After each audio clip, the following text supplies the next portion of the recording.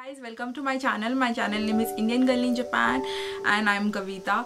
तो कैसे हो आप सब? लेट मी नो इन ए कमेंट बॉक्स। और आज का जो वीडियो है बहुत ऐसे स्टूडेंट्स हैं जो कि मुझे बहुत पैसे के लिए पूछते हैं कि खर्चा कैसे मैनेज किया, खर्चा कहाँ से उठाया, अपने जापान जाने का जुगाड़ कहाँ से करा है, कितना खर्चा आया है, how much I and on Japan student visa. तो वो सब कुछ आपको आज इस वीडियो में मैं आपको बताऊँगी और डिटेल में बताऊंगी इतना ज़्यादा। And yes, if you are new to my channel please like कर दो, शेयर कर दो मेरी वीडियोस को। एंड दिस वीडियो को आप लास्ट तक ज़रूर देखिएगा, बड़ा नहीं बनाती हूँ, छोटा ही वीडियो बनाऊंगी, ठीक है। तो चलिए स्टार्ट करते हैं। एंड सबसे पहले मैं आपको बता दूँ, when I came here, I came around 2014 में मैं यहाँ पर आई थी और मेरा जो प्रोसेस था वो 2013 के एंड से स्टार्ट हो चुका था ऑलरेडी। एंड मैंने जो सबसे पहला काम करा था that is N5 JLPT N5 का क्लासेस लगाए थे मैंने इंडिया में। एंड वो जो होता है वो हफ्ते में एक बार होता है। एंड मैंने 3 मंथ की सिर्फ बेसिक्स वोकैबुलरी के लिए क्लासेस लगाया था। उसके बाद जो उसकी जो फीस होती थी वो थी 6000 रुपीज़। मैं रुपीज़ की बात कर रही हूँ। और वो पर एक महीने का जो क्लासेस का फीस हुआ करता था वो 6000 रुपये होते थे। और मुझे तो अब ऐसा लग रहा है कि बहुत कॉस्टली था वो फीस भी। तो 6000 रुपये वो हो गया। एंड उसके बाद आपको JLPT का एग्ज़ाम देना पड़ता है। मैंने N5 का एग्ज़ाम करा था तो मुझे उसके लगे थे 800 से 900 रुपये जो फॉर्म फिलअप करना होता है आपको एग्ज़ाम के लिए। तो मेरा वो खर्चा आ गया। उसके बाद जब आप यहाँ पर ऑफर लेटर के लिए, जब भी आप एडमिशन के लिए पेपर वर्क करते हो तो पेपर वर्क जो है आपके पास ओरिजिनल डॉक्यूमेंट्स ऑलरेडी होते ही है। लेकिन यहाँ पे एक स्कूल का रूल होता है, जब भी आप एडमिशन फॉर्म जो होता है वो फिलअप करते हो तो आपको यहाँ के 20,000 रुपये, 20,000 मतलब 2 मिनिमम आपको यहाँ पे खर्चा आ जाता है, जो कि इंडियन करेंसी में हो जाता है 14 से 15,000 रुपये लगभग हो जाता है। तो वो खर्चा आता है। उसके बाद आपको सिर्फ पहले स्कूल में कितना भरना होता है वो ये होता है यहाँ पे स्कूल के ऊपर डिपेंड रहता है। कोई कौन सा स्कूल जो होता है, कोई स्कूल आपके 20,000 मतलब 2 मन जो 20,000 येन की बात कर रही हूँ यहाँ पे वो लगता है। किसी स्कूल में 30,000 येन लग जाते हैं। तो ऐसे होता है। तो मेरा जो स्कूल था वो टोक्यो बेस्ड था तो उसके लिए 20,000 येन मुझे लगा था। इन 2014 की बात कर रही हूँ मैं। और उसके बाद जो होता है जब आपका ऑफर लेटर आता है, लाइक COE निकलता है, सर्टिफिकेट ऑफ एलिजिबिलिटी निकलता है, वो सबसे पहले स्कूल के पास जाता है। एंड स्कूल वो आपको तभी सेंड करेगा जब आप स्कूल को 1 साल की फीस देते हो। तो जो 1 साल की फीस होती है इंडियन करेंसी में बात करूँ तो वो होती है 8 से 9 लाख रुपए। ये अगेन डिपेंड करता है आप कौन से स्कूल में जा रहे हो। एक अच्छे लोकेलिटी, एक अच्छे सिटी के स्कूल में जाते हो तो वहाँ की थोड़ी सी फीस जो होती है वो हाई रहती है। तो मैं उस हिसाब से चल रही हूँ। अगर आप किसी विलेज एरिया में चले जाओ, लाइक अभी जो है फुकुओका में बहुत सारे स्टूडेंट्स बढ़ते जा रहे हैं, फुकुओका हो गया, ओकिनावा हो गया, तो वहाँ पे जो है लैंग्वेज स्कूल की जो फीस है बहुत कम है एज कम्पेयर टू टोक्यो। तो मैं ये आपको बताऊँगी। जो वो मुझे जो लगा वो था स्टार्टिंग के 8 लाख रुपये जो थे वो मुझे लगा। 1 साल का फीस था वो मुझे लगा। एंड जब आपकी COE निकल के आ जाती है एंड जब आप स्कूल को 8 लाख रुपए भर देते हो उसके बाद स्कूल आपको वो COE भेजती है इंडिया में, तो आपको वो COE लेकर जाना पड़ता है आपके एम्बेसी में। तो एम्बेसी में भी जब आपको वीज़ा के लिए अगेन अप्लाई करना पड़ता है तो वहाँ पे भी आपको 700 से 800 रुपये लग जाते हैं। तो आप कैलकुलेट कर लेना, मैं बताते जा रही हूँ, मैं ट्राई करूँगी यहाँ पे लिखना अभी कितना क्या नहीं। और तो आपको 700 से 800 रुपये लग जाते हैं। एंड डेफिनेटली आप जो है अकेले नहीं जाओगे क्योंकि आपको इतना डिटेल में प्रोसेस पता नहीं होता है। जो आपके साथ एक्सपीरियंस बंदा या बंदी रहती है वो आपके साथ जाती है तो उसके साथ जाते या जाती है। देन उसका भी अलग से खर्चा आ जाता है, ट्रेन फीस लग जाती है, वो लग जाता है। देन कुल मिलाकर इतना खर्चा हो जाता है। उसके बाद आपका वीज़ा ओके हो जाता है तो आपको यहाँ पर आने के लिए एयरप्लेन टिकट की ज़रूरत पड़ती है। मैं अगेन बोल रही हूँ, जो मेरा 1 साल का फीस था वो 8 लाख रुपए मुझे लग गए थे। मैंने 8 लाख रुपए भरे थे पहले स्कूल के लिए।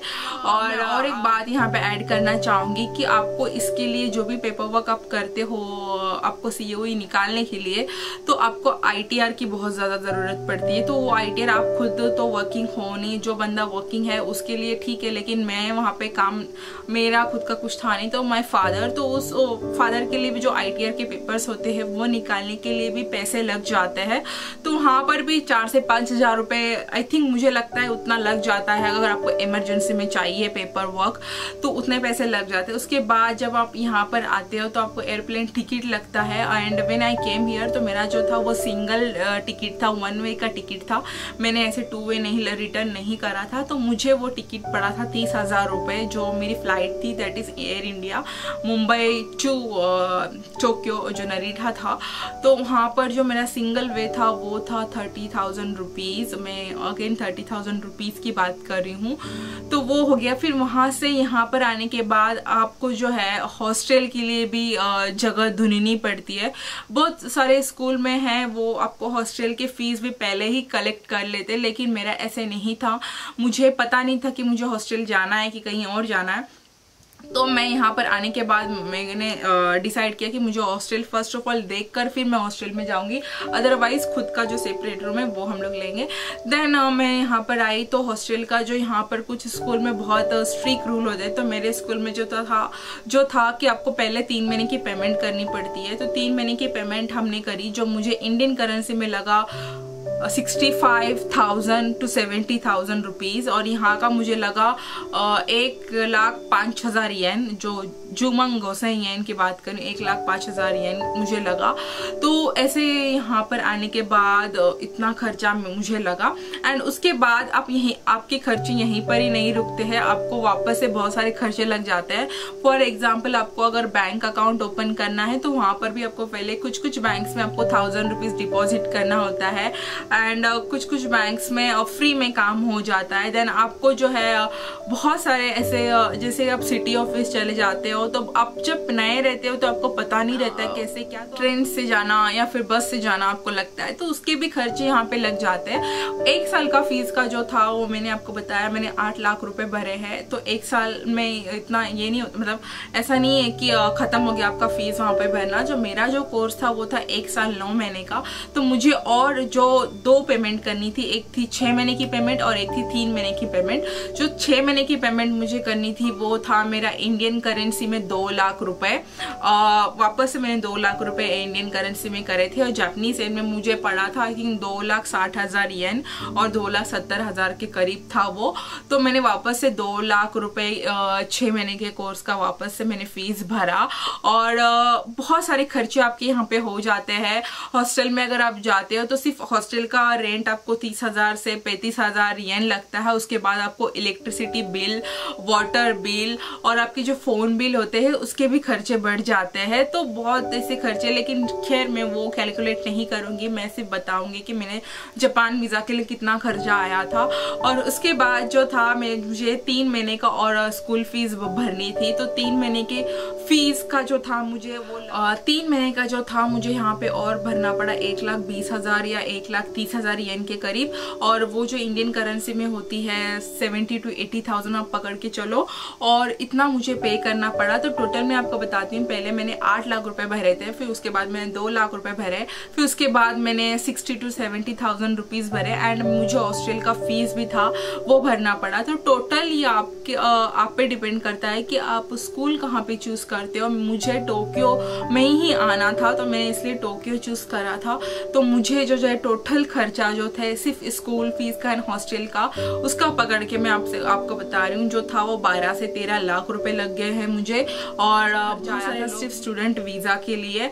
एंड और एक्सटर्नल खर्चे जो होते हैं, फोन बिल, खाने पीने का, मैंने उसका इंक्लूड नहीं करा है। अगर वो इंक्लूड करते चलूँ तो बहुत एक्सपेंसिव हो जाता है। तो 12 से 13 लाख लग जाते हैं। तो ये मैंने एक जस्ट आपको एक रफ आइडिया बता दी कि बहुत सारे लोग मुझे बोलते हैं यार कि कहाँ से पैसा मैनेज करा है। तो देखो, मैंने किसी तरह का कोई एजेंट हायर नहीं करा था और ना ही मैंने कोई स्टूडेंट लोन लिया था। तो ये मैं बोलूँगी कि बहुत सारे ऐसे केसेस में होता है कि आप स्टूडेंट्स लोन लेते हो या फिर एजेंट के थ्रू आते हो। तो मेरा जो गारंटर था वो जापान बेस्ड गारंटर था, तो इसीलिए मुझे ज़्यादा कुछ प्रॉब्लम नहीं हुई थी यहाँ पर इंक्लूड करा है। आई होप कि आपको ये वीडियो अच्छा लग रहा है। एंड अगर आपको ये वीडियो अच्छा लगा है तो प्लीज़ लाइक कर दो, शेयर कर दो एंड कमेंट करके ज़रूर बताना कि आपको क्या लगता है कि जापान एक्सपेंसिव है कि नहीं है। तो guys, thank you for watching this video and चलो मैं फिर मिलती हूँ आपको बहुत जल्दी एक नए वीडियो के साथ। Till then guys, bye.